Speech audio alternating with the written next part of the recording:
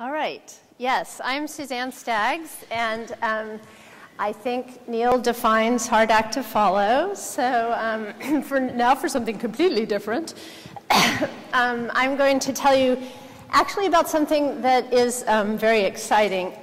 It's an interesting time to be giving this particular talk. When I wrote the abstract for the talk, I didn't know quite how interesting a time it would be. And I hope I can get across to you how the thrill of all the new CMB polarization data we have just seen and are on the precipice of seeing. So I just put some evocative figures up, one which I'll get to in a minute, explaining why the CMB has any polarization in it, another showing propagation of gravitational waves, which can also leave a fingerprint in the polarization pattern, and another giving an image of CMB, the CMB surface of last scattering, and then tracing the pathways of photons from the CMB as they traverse all the matter in the universe between us and that surface. And it is with these this CMB lensing and a few other things that one can draw a lot of information out of the CMB that has to do with late times. So there are impacts on the CMB polarization from the earliest instance, i.e. what might have been an early state of inflation, and also a great deal of information about the recent universe, the last 380,000 years. So I will say that these topics that you can probe, inflation, neutrinos, dark energy, will be discussed in other sessions today, and were discussed yesterday as well, including one right after this session, so I will try to be done before that one starts, and a session this afternoon. Okay, so let's begin, instead of with the polarization, with the temperature data. So this is a nice plot showing WMAP and Planck satellites, as well as the ACT and some SPT data for the temperature power spectrum. And you can see this beautiful curve, which there's great agreement among these four experiments, and I've left off other ones just out of parochialism. This rich and beautiful spectrum is famously fit to first order, at least, by only 6 parameters with the lambda CDM model. And in the past, when describing this, I've then gotten all excited about explaining why there are bumps and wiggles and what their spacing is and why they alternate and so forth. But now I think I'll just describe it like this. There are some primordial fluctuations in the universe, and they get processed by these acoustic oscillations that happen at the time of last scattering, when the universe cools off enough that the photons decouple from the matter because it goes neutral. And those acoustic oscillations just serve to take the primordial fluctuations and act as a transfer function on them that lead to this pattern. And also subsequent reionization, an epoch of reionization after that decoupling epoch, also provides some transfer function to these. Okay, it's a really interesting and rich transfer function, and from understanding this pattern that is so clearly imprinted here, you can measure 4 of the 6 parameters: the baryon density, the matter density, the position of the peak, and the depth to the optical depth due to reionization. And so here's the famous pie chart, which has seen various iterations, and this is the most recent one from Planck, showing that most of the energy content of the universe is dominated by dark energy. So if you combine the CMB with some other more recent tracers of what's going on in the universe, you can deduce that the universe is awfully close to flat, and the sort of equivalent density in possible curvature is less than 1% or of order of percent. And you can also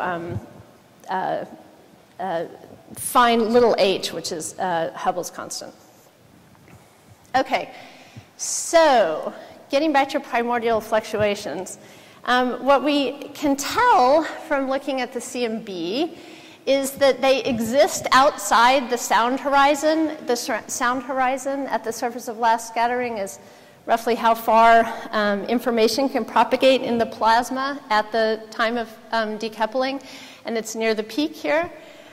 And the primordial fluctuations are parameters. So this is, I should have said, is an angular power spectrum where this is L, the multipole number, and we multiply by L plus 1 because that's the standard thing to do. But we parameterize the primordial fluctuations usually in terms of a three-dimensional wave vector k. And so the parameterization is in terms of some sort of amplitude and a power law to first order. And the power law index is famously cast as n sub s minus 1, so that a flat scale invariant power spectrum would have ns equaling to 1.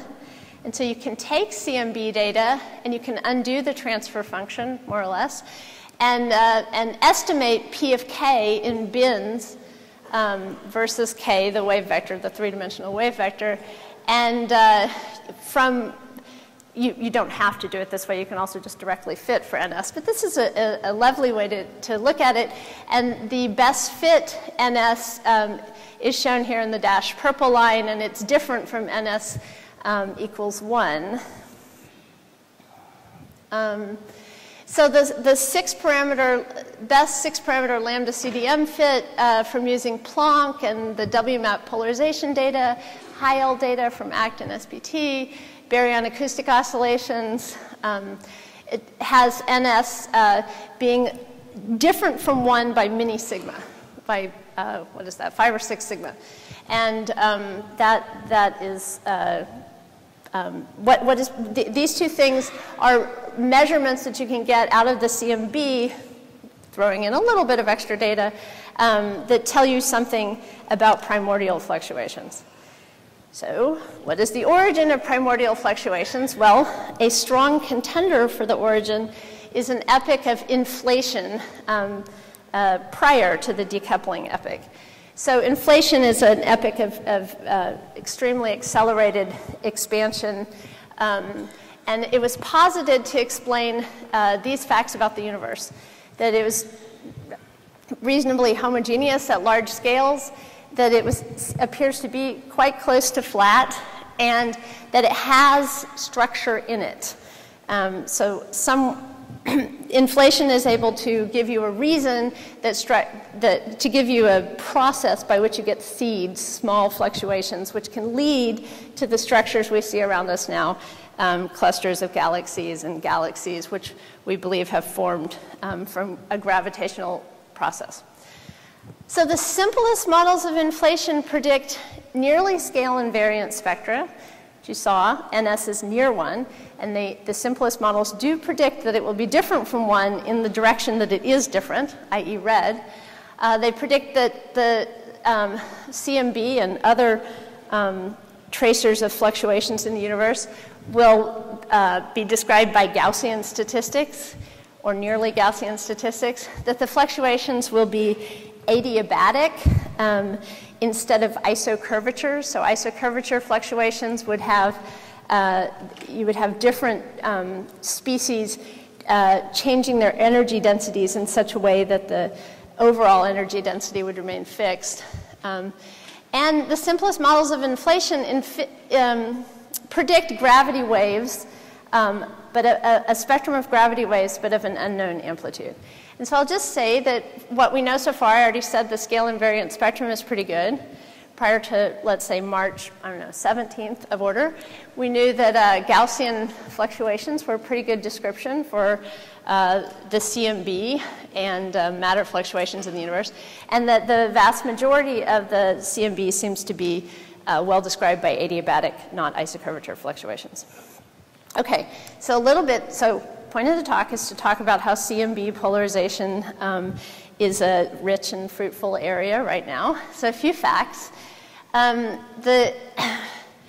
The idea is that no matter what, there should be, and we have already detected it, some polarization in the CMB for just the simple reason that there were fluctuations and acoustic oscillations at the time of last scattering, at the decoupling epoch. And if you have electrons which are impinged upon by radiation which is not polarized but has a quadrupolar anisotropy, then this little picture shows you how the fact that when that radiation hits the electron, what the electron will do is respond to the electric field and emit dipole radiation, and that leads to the fact that a quadrupole in intensity leads to partially polarized radiation coming out. Just a quick review of Stokes parameters. So if you're an experimentalist, as I am, I've been measuring the CMB and its polarization for a long time, then this is what you actually measure. You measure the intensity of the CMB in the x direction minus the intensity in the y direction, and that's Q. And then you rotate your axes by 45 degrees and repeat the measurement, and that's U. This, the acoustic oscillations do create local quadrupoles just due to the Doppler effect. So the idea with the acoustic oscillations is that you have gravitational wells, and the plasma is very tightly coupled. So the baryons flow into gravitational wells, and they drag the photons with them, and eventually it goes too far, and the radiation pressure drags everything out again. So you have these oscillations. And if you picture being an electron that's being dragged into a well, for example, and you imagine shifting into your rest frame, you'll be able to tell that as you flow in like that, there will be you'll experience you'll see a quadrupole intensity, and these are these beautiful pictures that were first. Similar pictures were made by WMAP, where you take the hot and cold spots in the map. So these are the hot and cold, these are stacks of like 11,000 cold spots, I guess, and 11,000 hot spots. And then you look at the polarization around it, and you get these radial and tangential patterns that come out in rings. And that's what you would predict from just thinking about this type of picture in this situation where you have acoustic oscillations. Okay, so Q and U are what you measure instantaneously on the sky, so they're local quantities. But what we always talk about with respect to the CMB are E-modes and B-modes. And there are various ways of drawing E-modes and B-modes. But the one that I like is to draw a single Fourier mode of an E-mode. And so the E-mode looks like Q. So it's Q everywhere here. As long as we keep our axis that we define Q, we take one of the axes and put it along the wave vector where change is happening. So this is an E-mode, and that's a B-mode. B-mode looks like U with respect to that same axis. And the E-mode is symmetric with respect to rotations around the wave vector, and the B-mode is anti-symmetric. Acoustic oscillations, which can be thought of as being scalar modes because they're just variations in the densities of species, they produce only the E-modes and not the B-modes. And this was pointed out in 1997 by two different groups. Okay, so the first, so I tried to get across that the temperature power spectrum of the CMB already tells us something about a possible epoch of inflation because we can undo the transfer function and look at the primordial fluctuations underneath. But the first really detailed measurements of the temperature versus E-mode cross-correlation were very definitive that there were primordial fluctuations outside the sound horizon. And the reason I pretended earlier that that was true just because I drew this little yellow thing and I said, look, there's non-zero fluctuations to the left of the sound horizon peak. But in fact, there's an effect called the late integrated Sachs-Wolf effect that has to do with the fact that when potential wells evolve while the CMB photons are traveling through them, you can actually get some signals here that don't have to be primordial. But the polarization is produced at the surface of last scattering. And to be completely fair, at the 8 or 10% level, it's produced again in the epoch of reionization, and that's over here.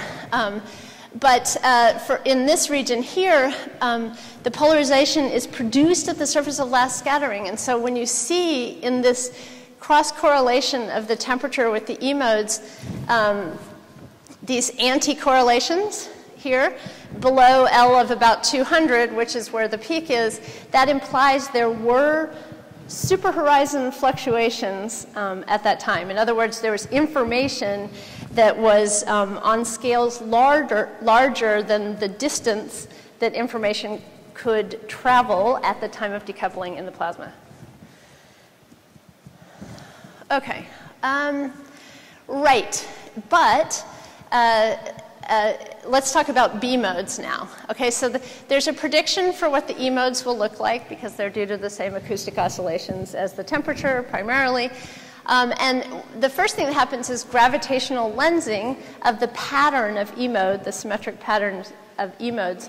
Gravitational lensing doesn't respect that symmetry, and so although gravitational lensing does not itself cause polarization, it rotates those global patterns around, and so it rearranges E-modes into B-modes, and that is this red spectrum here.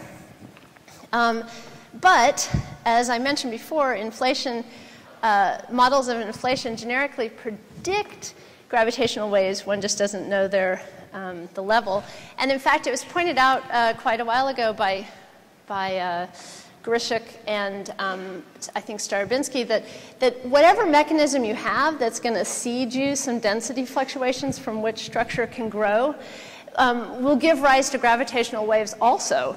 And you can characterize like how big the gravitational waves are by the ratio of their power spectra to that from the scalar fluctuations. And that's the thing we call little r.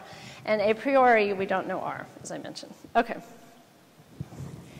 It is often said that these primordial B-modes, yes, they're drawn here for a large value of r, 0.3, and a smaller value of r, 0.01. And it's often said that to detect these would be a smoking gun of inflation. And I was thinking about what Neil said about guns, and I actually really wanted to think of a different metaphor, because I really don't like guns, and I didn't want to put them up there. But okay. So let's go back to June 2013, when I happened to have a slide from a talk I gave then. And look at this picture of the CMB spectra. So the temperature spectrum is on here on this log plot, just to give you a sense of scale. And what I meant this plot to do for you was give you a synopsis of some of the data that we had in June 2013, but also to give you a sense of the kind of expectations that the field was starting to aim toward in June of 2013. Okay, so this is the E-mode polarization, and there are a bunch of measurements on it, some of which CapMap and Quiet I was involved with. DAISY was the first instrument to detect any CMB polarization in, I think, 2002. And then there are dashed lines here which show the limits as of June 2013 on any B-modes. And you can see that the E polarization is pretty small, although actually it's not that small compared to the temperature polarization where it peaks. You can see that the E mode traces the velocity due to those Doppler shifts, while temperature traces mostly density. It also gets a little effect from the Doppler effect. And so you can see that because the peaks are out of phase for the E modes and the the T modes, and also the peaks are less, the peaks and valleys are sharper for the E mode because the temperature has a combination of about one-third density fluctuations and one-third of an effect due to the velocity. And of course, the velocity and the density are out of phase for these oscillating modes. Okay, another thing to notice here, just of interest for you to think about in the future, is that reionization at more recent times, redshift of order 10, causes a peak at very low L's, i.e. at large angular scales, close to us in the E modes, but also in the B modes, because if the universe is filled with gravitational waves, then even at this time of rescattering, the photons can experience those B modes. The B modes peak a little bit earlier than the temperature modes because the speed of light is faster than the speed of sound. And the last interesting thing here is the B mode that's drawn here was for R of about 0.01, and that's because I would say that almost all the field, I guess there was a cohort who were an exception, but almost all the field was gearing up to be able to tackle R of about 0.01 because of a sense that it was probably small. And then on St. Patrick's Day 2014, and probably you all know this, even if you don't have a television, because this was pretty big news. It was probably tweeted several times. So in March of 2014, the BICEP2 team, in collaboration with people from BICEP1 and CAC, their sister experiments, released these amazing data showing a detection of B modes right in the range where primordial B modes would have been expected, and also going up onto to the angular scale where you might, where one was hoping to see lensing B modes. And this now shows all the limits that were in place prior to this announcement. Oh. R greater than 0. Oh, yeah, that's what I meant. So they announced that they'd seen non-zero primordial B modes at something like between 5 and 7 sigma, depending on how you do the statistics. Just a few facts. They had a fairly small region of sky to amazing precision, so the equivalent of an 89 nanokelvin RMS in every degree squared patch. Their beam was about half a degree, and they included data where they cross-correlated. They only had a single frequency, 150 gigahertz, but they included data where they cross-correlated theirs with their sister experiments, 100 gigahertz data as well. I'm not part of the team. That's not an important fact about BICEP, but I didn't want to confuse you. Okay, so what I would just say very quickly, because I'm about to see a sign that I only have 5 minutes, is that the BICEP evidence for primordial B modes is incredibly exciting. And part of what's so exciting about it is the value. The value is large. So it's 0.2 plus 0.07 minus 0.05. I counted on Friday. I'm sure there have been another 10 or 15 papers since Friday, but there were over 90 papers which came out. 1 or 2 came out while the press conference was going on, as far as I could tell. The value is big. It corresponds to an energy scale around 2 times 10 to the 16 GeV. It was surprising to people in part because Planck, with external data, had set a limit that R should be less than about 0.11 at 95% confidence level. But that was in a 6-parameter model that did not have any running of the spectral index or other possible things that would have weakened this limit. You see in this number that the sample and cosmic variance are still rather large. Foreground modeling with only one frequency is still a little bit difficult. The team describes something like a 0.04 shift. But a beautiful thing in their data, and there are many beautiful things, but I'm not on the team, so I'm not going to talk the whole time about it, is that the EB cross-correlation they present is in agreement with 0, as you would expect, because E and B have opposite parities. And similarly with TB, so those are really nice tests. About a week earlier, by the way, the Polar Bear collaboration had released these data points showing evidence for lensing B-modes. And I put them on here in PowerPoint. It got blurry and ugly just kind of quickly. So these are their 3 data points. This data point is negative, and this is a log plot, so I just put it there to give you a sense. So we're really starting to get measurements of B at lots of angular scales. Okay, this is really exciting. I just threw up some of the plots from a few random samples of the recent papers that came out. But I'll just say the next steps are that this, everyone in the field would really like to see this result confirmed. It would be nice to make measurements with more frequency channels, so the foreground modeling could be better. It would be great to look at more sky. A future thing that could be relevant would be that you can de-lens if you have some data at with small beams, and that's because you can understand the lensing and remove that effect. You can start to look for a consistency relationship. There's a spectral index for the B-modes as well. It's just defined as K going to the NT, and for certain models, there's a consistency ratio that would relate it to R. Yeah. Okay. So small-scale CMB polarization, I'm just going to describe in about 2 or 3 minutes so that y'all can all go to the session on one of the great things that can be done with small-scale CMB polarization, which is look at lensing effects from it. But I like to claim that the CMB can now probe elements from the epochs in each of these pictures. So neutrinos affect the CMB power spectrum, and they also affect the growth rate of structure, as does dark energy. And when you are looking at that lensing potential, you're able to get information on the growth rate of structure.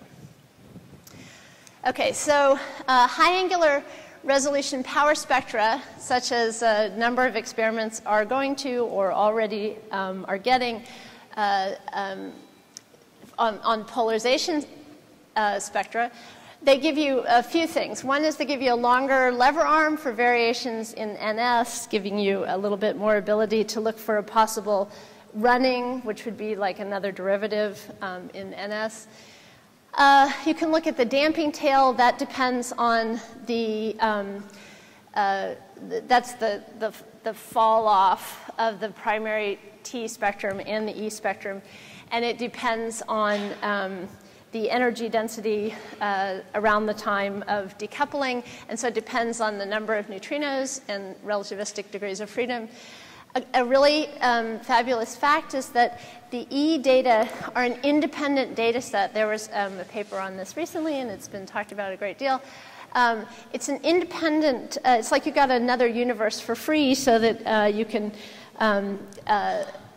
improve all parameters because you have a second measure, and it's cleaner than the temperature. Higher angular resolution reveals nonlinear effects, which basically probes the growth rate of structure. Like I said, there's a talk that's going to talk about the lensing, which is one of the most exciting aspects of this. But other things you get with higher angular resolution are clusters of galaxies will upscatter CMB photons, and moving clumps of matter also imprint on the CMB. Okay, so CMB lensing and tracing the growth rate of structure. It was first detected in the CMB alone by ACT, a project that I'm deeply involved with. Since then, beautiful deflection field maps came out from SPT and Planck, and here's an example of the deflection lensing power spectrum. CMB B-modes were revealed via cross-correlation to the cosmic infrared background at the end of 2013 by SPT, and then very shortly thereafter by the Polar Bear collaboration, and as you saw, BICEP2 now also has a measure of B-modes. When you look at the CMB lensing, you're probing all the matter along the line of sight, and so you are getting information from an epoch that's more recent than the surface of last scattering. And when you combine the lensing measured by the CMB with other measures of lensing or other tracers of structure at different redshift epochs, you get even more information. So you can start to actually be tracing out the growth rate of structure. And this is an example of the first CMB lensing cross galaxy lensing, which is also from ACT. A nice thing is you can now, because the CMB itself can trace a later epoch, you can use just CMB data and show that you have to have dark energy. I'm finishing. Future prospects. A procreal example of near-term possibilities would be a proposed upgrade to ACT, which would involve using the 6-meter ACT telescope and a rapid polarization modulator, a half-wave plate that spins at 2.5 hertz and modulates the polarization on the sky of 10 hertz. We've been doing this already with a little experiment called ABS, and it works really, really well to suppress 1/f from the ground. And advanced ACT would measure half the sky and get really high signal-to-noise measurements of R in 50 or 60 patches. And with respect to lensing and other things that you can do with small-scale CMB spectra, a group of us have been talking and presenting a possible next generation CMB project to the P5, the HEP Prioritization Committee. And this is just one of many plots showing interesting things that you could do that are quite relevant to the world of particle physics. This is constraining the number of degrees of relativistic freedom and the neutrino mass. And this is my last slide, which just says the future prospects.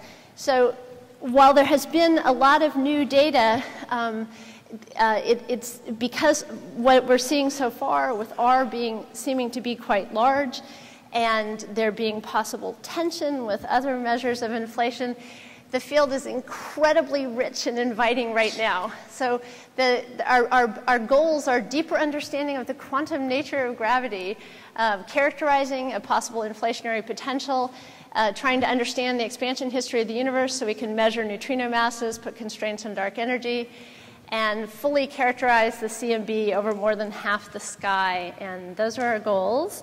And things we'll be doing in the very near future are looking at the B-modes as a function of detection frequency, as a function of L, or angular scale, and as a function of position on the sky. Thank you very much.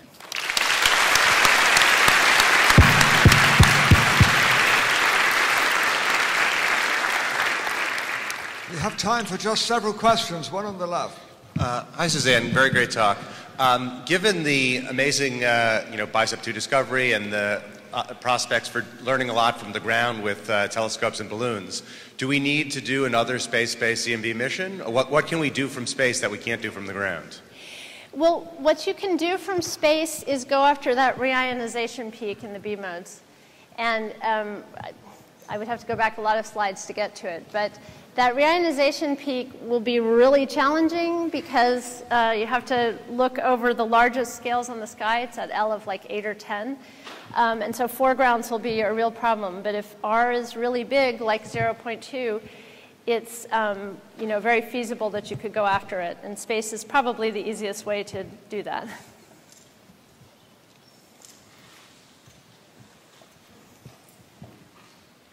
Any further questions?